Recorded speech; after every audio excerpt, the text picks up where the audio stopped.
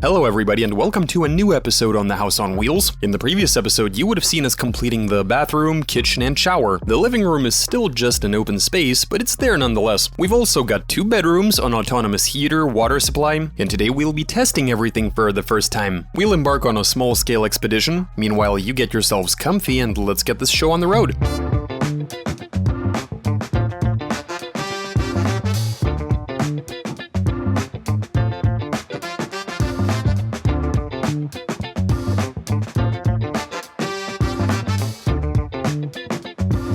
So the bus hasn't left our property since the summer. That's when we drove to the racetrack. And so, in theory, something very well might have gotten brittle and broken or started to malfunction. Here's hoping we at least make it to the location we're headed for. We're not gonna be traveling too far, but there's still a bit of danger involved.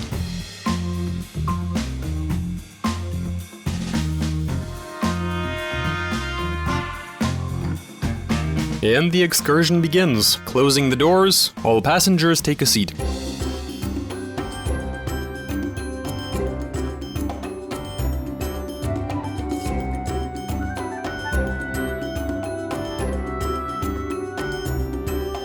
We were just discussing how awesome it is to travel in such a gigantic bus. With this sort of panoramic greenhouse, we're already imagining what it'd be like to go on a long road trip after we install an additional large capacity fuel tank that'll seriously extend our driving range. It's nice and warm and comfortable inside. The ride is soft. We have a ton of room. You can sit down, relax, recline your seat, and enjoy the trip. Most importantly, we can choose any destination we like, set up a sustainable camp, and live there for a long period of time. Yo, Alex, what do you think as the driver? How long can you last behind the wheel of this thing? You can easily go non-stop for at least 600 miles.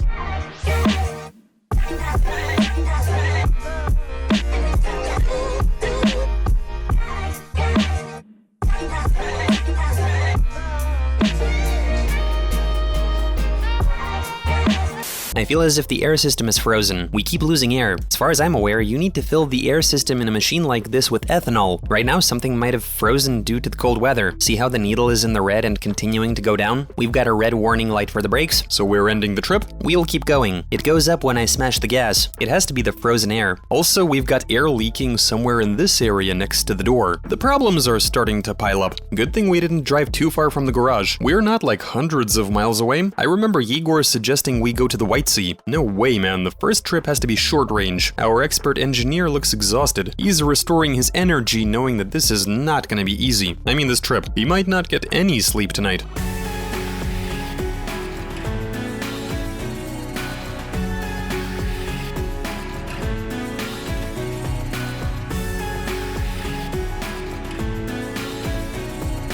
Look at this fantastic view. This is what makes road tripping in RVs so worth it. Otherwise, you'd never make it to such a place, and you certainly wouldn't stop to live in a place like this. It's like a forest from a fairy tale, though we seem to be a bit too tall, catching all of those branches.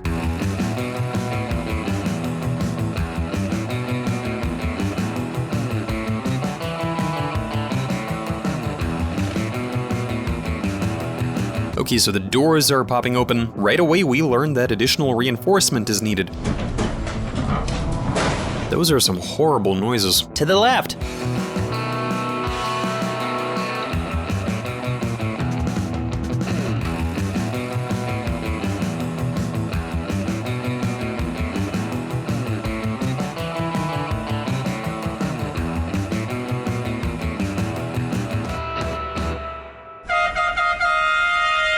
Were you trying to scare the birds and animals away? So that the wild pigs don't bother us. I present to you our destination. We found this space. Down there it's a dead end. That's where the road ends. There aren't any public roads or houses nearby. And on this side you have an actual forest.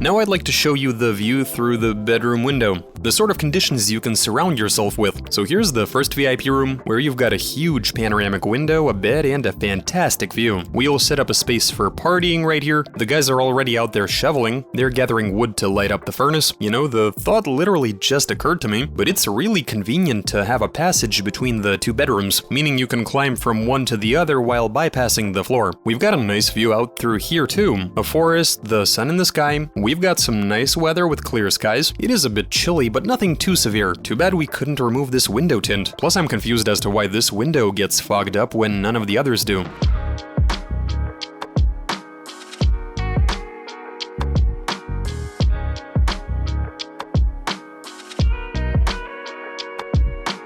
So while we were parking the bus, the heater threw a 02 malfunction code. Do you know what that means?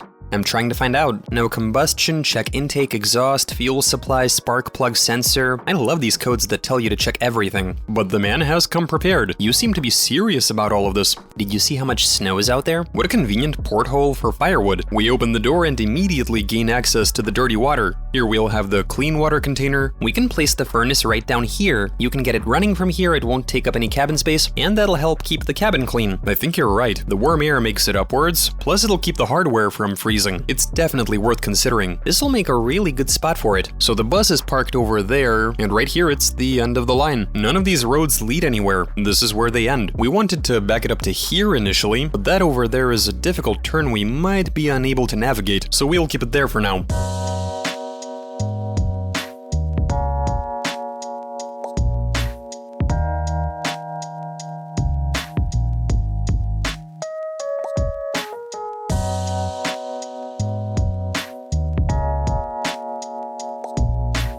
We've discovered a critical issue with the batteries. After just one night, they were unable to start the bus on their own. Hopefully after we let it run, they're okay now. The problem is that the autonomous heater and the lighting run from the battery, so that's not a great combination. Our only other option is running the supplementary furnace, which certainly won't break, while using the remaining battery charge to keep the cabin lit up. Thankfully, this strip doesn't require too much energy. You know what? I have to say it is pretty cold in here after shutting down the engine and the autonomous heater. The furnace doesn't generate enough heat for the bus to be a comfortable enough place to spend the night. This single light strip is really bright actually. Too bad we don't have lighting in the bathroom though. The toilet is on the floor, we need to stick it back into place. Turns out we plumbed the toilet without securing it. Now once we put it back, it is going to be functional, but we might have to use running water to flush it, like from a bottle or something. Now bear in mind that this is the shakedown trip.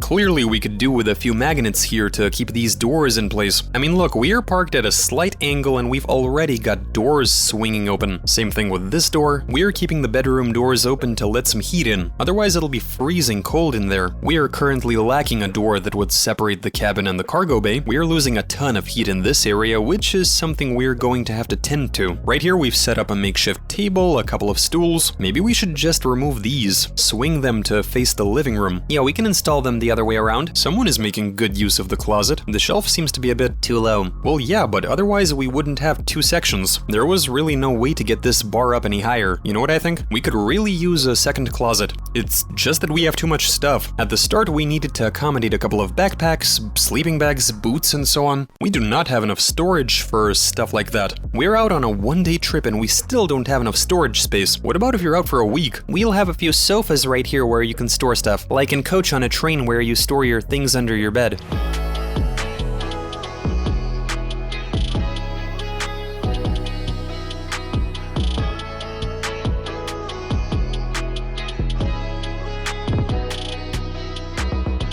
We've got only 2.5 hours of daylight left. That's all the time we have to set everything up. We found a completely dried out tree. Looks like it used to be a fir tree, judging by these branches. I was literally about to film a sequence where I'd say we fixed the autonomous heater, but now we're looking at a code number 08. Igor? Short or broken blower fan electric motor circuit. Check everything. Still though, it is pretty nice and cozy in here. For starters, we flipped the seats. This furnace has yet to throw a code. I gather everybody who said this was a bad idea in the comments comments is currently re-evaluating their opinion. We've got everything laid out in the kitchen. Here we have some sausage, a frying pan. We want to make some fried eggs, but we've also got some quick noodles just in case. Down here we've got a mini bar with drinks to satisfy anyone's taste. Some yogurt, lemonade, water, anything you'd need really. Here we've got some delicious smelling tea and some warm water on top of the furnace. It's quite civilized in here, and now the party begins.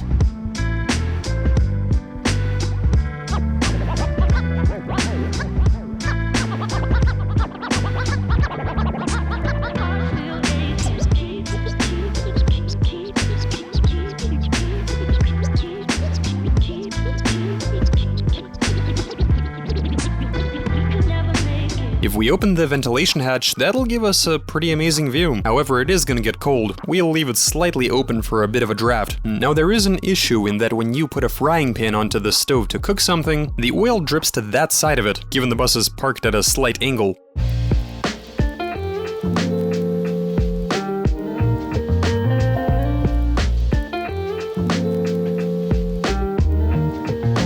We've decided to test and see how long it takes to melt the decor by cooking on the burner that's closer to it. Everybody in the comments was telling us that the plastic cover would be roasted in 10 minutes, but let's see if that's actually true.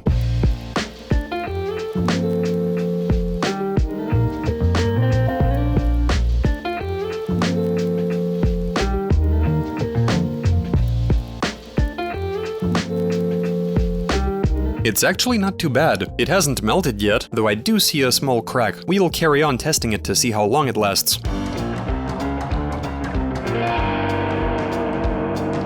We are trying to make a fire in order to unstick this valve. We are so tired of this door not closing. It's not letting the air out. Usually after somebody says that, problems happen.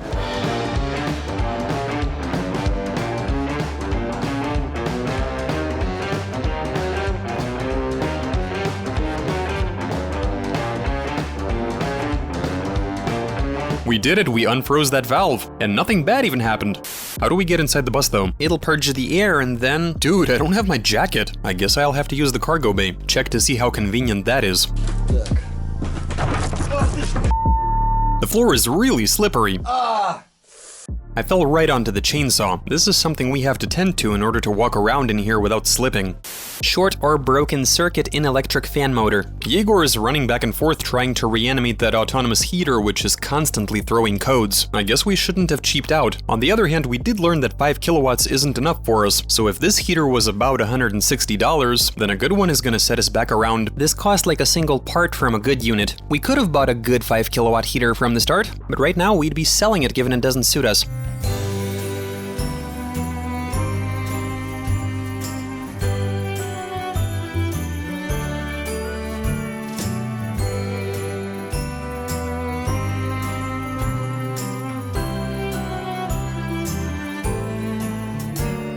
The snow is piling up against our door, and we might just be stuck for a week or more. It's gotten dark outside, meanwhile we were here discussing the living room layout, and now we'd like to share how we intend to furbish this area. First off, we now know that this is more than enough space for us to enjoy spending time here. This in turn led us to the idea that there has to be a divider right here, which was the initial plan anyway. These bus seats will be placed in the same spot they have been so many times in the past. Those are the mounting points, and so the backrests will go to about here. We'll set up a sliding door right after the moonroof. We'd prefer that the divider be transparent, but it definitely has to be heat insulated, given the problems we're experiencing with the front door that doesn't form a tight seal. We lose a ton of heat in this area with so much glass. Even when you so much as step down, you feel how much colder it gets. Moving into this area of the bus, you're experiencing completely different temperatures, but then you get over here and climb onto the second floor, and it's like you walked into a sauna. The furnace is located approximately in the middle of the bus. Over there, it's extremely warm since the air has nowhere to go, but here it's dissipated through the windshield and through the front door. We've decided to install 2 couches in the living area, we'll have a passage in between, we'll have a fold-away table, and we'll be able to combine the 2 couches and turn them into one huge bed. It's gonna be a multifunctional setup. The only problem we are dealing with, which we've actively been trying to resolve, is how the passengers living in those 2 compartments could exit the bus at night when the couches are folded into a bed. Then we figured that you won't be leaving the bus at night anyway. In that sort of situation, either these occupants will be going to the bathroom or to the kitchen or to throw some firewood into the furnace, say if the autonomous heater were to break. And it's the same story for those occupants. They only need access to this area, but if someone absolutely had to exit the bus, well, they'd always have that passage between the living area and the cargo bay, so that'll remain an option. Otherwise, why even leave the bus at night? We also thought it might be cool to hang up a big curtain behind the 2 couches, even a couple of them, to be able to shroud this area. Plus, that'll make for some additional sound deadening if someone were to go to the bathroom from back here. At the very least, they won't hear slamming doors, plus that'll block the light to a certain extent. There will be dim LED lighting on here all the time, though it's not gonna be bright enough to be intrusive. Still, those who are gonna be sleeping here will need some way to keep the light from making it through.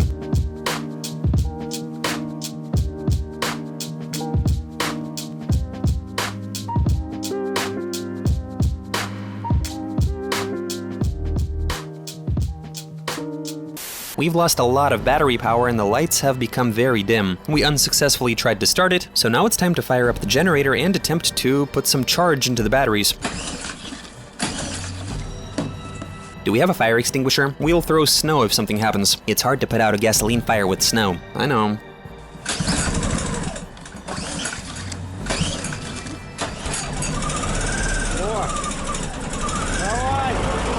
We have electricity. We'll live to see another day. We're using a welder for a bit of extra punch. It's just the right voltage for the purpose at 24 volts. It's important we get the engine running. If we don't do that right now, the situation is gonna get much worse in the morning. Look at how bright the lights are. It works? Yeah, we got it started.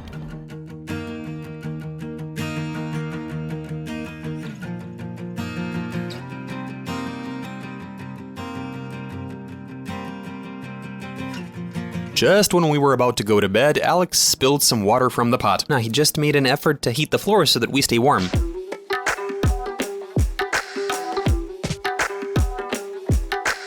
We just couldn't have kept this simple, right? Igor has decided to get creative with this mattress. Not really, it's just that I don't have any other air pumps.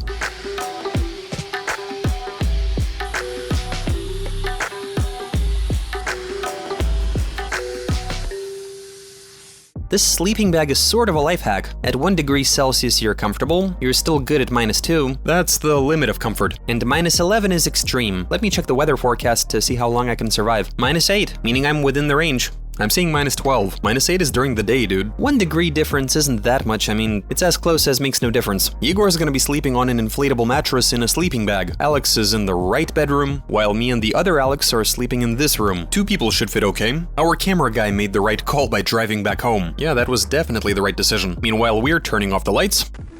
And, what's up, Igor? You asleep, buddy? Oh, this feels good. I've got a soft bed. Want me to add some firewood? Nah, it'll be too hot then. Now I'm nice and warm. I think we need to put together a watch schedule, you know, when each of us sets an alarm clock and adds firewood to the furnace. Nah, I'm good until -11. Since you're closest to it, you'll be adding firewood then, Igor. Plus you're at the lowest point. I've got the warmest sleeping bag, I don't care. Honestly, I do not like this idea. I feel like in a couple of hours I might leave like the camera guy did. Just call a cab, and yes, we do have taxi service around here, and head on home. I need to secure the door, otherwise it's gonna get cold in here. We'll be sleeping in our clothes, since in a couple of hours it might become pretty unbearable in here. Overall, well, there are 2 of us in here, and it's quite comfortable. Right now, I'd prefer to whisper with how dark it has gotten. The only thing I hear is crackling from the furnace, and air escaping from the compressor. Right, switching off the flashlight, and it's bedtime. It's 5 in the morning, and the temperature is 12 degrees Celsius. I decided to fire up the furnace so that we're comfortable once the morning comes. I've lost my flashlight, and the bus batteries are severely drained. The furnace is completely cold at this point.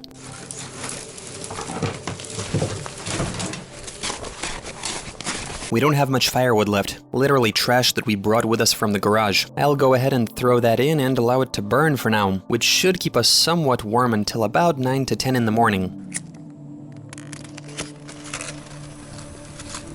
The furnace is slowly getting there. You're not freezing at 11 degrees. I'll throw in as much as I can and go right back to sleep for the second half of the night. I'm in trouble. The bed has lost a ton of air. I wanted to start the bus to fill it back up. I really have no choice, but hopefully I'm able to do this quietly. I've successfully fired up the generator. Now I can start the welder, then the bus, and then inflate my mattress. Opa. Hopefully I didn't wake anybody up. Sorry guys, my bed has lost air. To get the air going through the hose, I had to thaw this valve once again, which meant starting a fire and filling the cabin with smoke. Overall, we good. I've got air to fill my mattress back up again. 5:48 a.m. Everybody's sleeping. I've heated the bus. The temperature has gone up to 23 Celsius. The bed is inflated. Next morning, camera guy en route to the bus.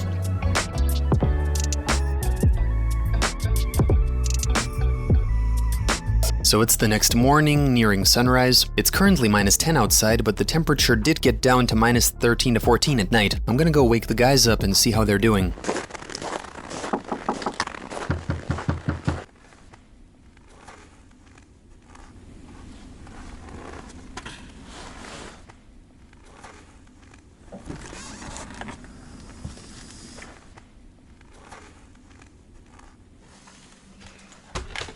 It's getting light outside.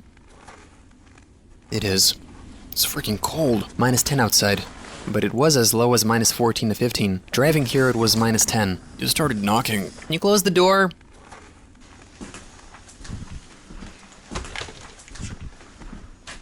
So you started knocking and I hear Igor screaming like, hey, can someone help me out of my sleeping bag? Okay, so we're nearing sunrise, my dear friends. Let's set up a time lapse and get a bit more sleep.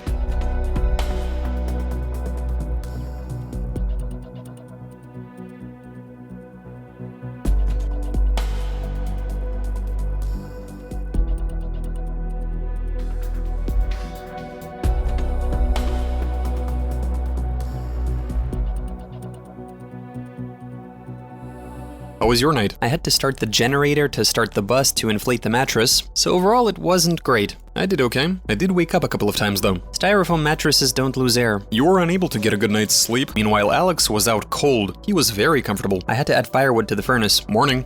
Morning. You seem a bit off. I'm curious what the temperature is like up there. Down here I was constantly feeling an ice-cold draft. I'll film my review a bit later when I'm not as groggy. Give me 5 minutes and I'll give you all the information you need.